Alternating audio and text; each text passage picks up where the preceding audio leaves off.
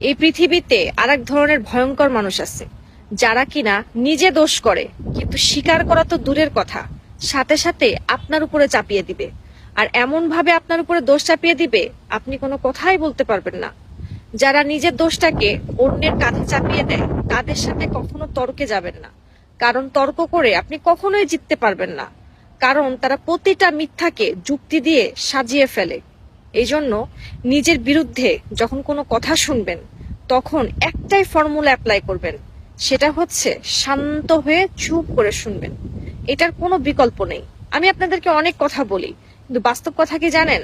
এই পৃথিবীতে যদি আপনি বাঁচতে চান, তাহলে চুপ থাকাটা অনেক জরুরি। আপনাকে অবশ্যই চুপ করে থাকা শিখতে হবে। দুই ধরনের মানুষের পাশ থেকে কখনো দূরে সরবেন না। সে যদি আপনার শত্রুও হয়, আপনার সাথে সম্পর্ক খারাপও হয়, তারপরও চেষ্টা করবেন তার পাশে থাকার।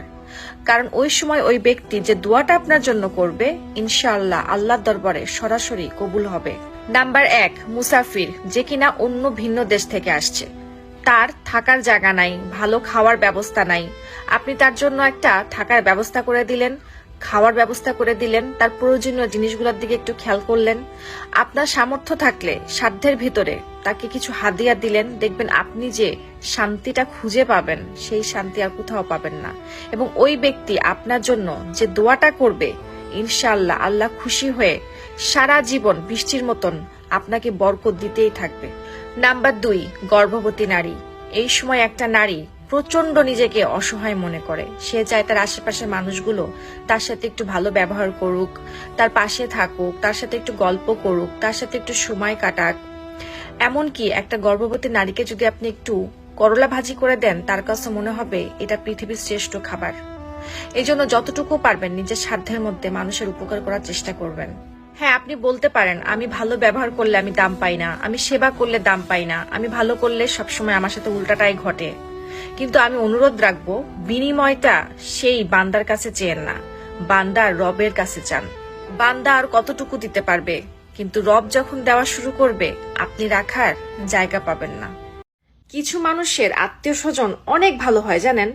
তারা যদি জানতে পারে যে আপনি জীবনে অনেক সুখে আছেন, তাহলে তাদের ঘরে বাজার করার টাকা থাক আর না থাক, আপনার উপরে টাকা খরচ করে জাদুটোনা করে বসে থাকবে। ছেলেদের একটা বিশেষ সমস্যা, নিজের বাপের জন্য জীবন দিয়ে দিতে পারে, কিন্তু নিজের বাপকে বুকে জড়িয়ে ধরতে তাদের খুব কঠিন লাগে। মেয়েরা ঈদে অপেক্ষা করে সাজুগুজু করার জন্য, কিন্তু ছেলেরা ঈদে অপেক্ষা করে বাবাকে একটু বুকে জড়িয়ে ধরার জন্য।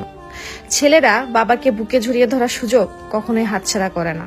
একটা ছেলের সবচেয়ে ইমোশনের জায়গা হচ্ছে তার বাবা। ছেলেরা কখনো বাবার সামনে দাঁড়িয়ে বলতে পারে না, বাবা আমি তোমাকে অনেক ভালোবাসি। বাবা হয়তো ছেলেকে পুরো পৃথিবী ঘুরে দেখাতে পারে না, কিন্তু বাবা যখন ছেলের দিকে তাকিয়ে হাসে, তখন ছেলেরা পুরো পৃথিবী দেখতে পায়। একটা ছেলের কাছে তার মা যদি হয় দুনিয়া, তাহলে তার বাবা হচ্ছে তার দুনিয়ার রাজা। সব ছেলেদের স্বপ্ন থাকে বাবাকে একটু বুকে জড়িয়ে ধরা।